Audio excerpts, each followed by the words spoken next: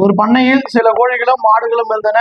அவற்றின் மொத்த தலைகளின் எண்ணிக்கை 77, மேலும் மொத்த கால்களின் எண்ணிக்கை 248 எண்ணில் அப்பண்ணையில் உள்ள கோழி எண்ணிக்கை கேட்கிறேன்பா.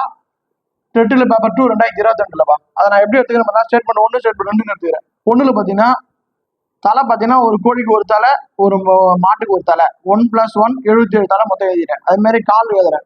கோழிக்கு 2 காலு பிளஸ் மாட்டுக்கு 4 காலு. அப்ப 2 + 4 = எத்தனை கால் சொல்லிடுறாங்க? 248. 248 எழுதிட்டேன்பா.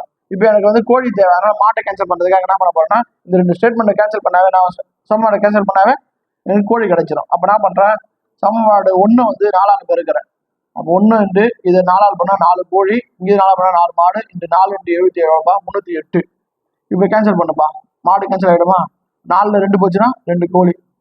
இது 308ல் 240 60. இப்போ கோழி கண்டுபிடிக்கிறதுக்கு 2 என்ன பண்ணா டிவைட் பண்றேன். 60/2 போட்டா 30பா. அப்போ கோழி எண்ணிக்கை 30.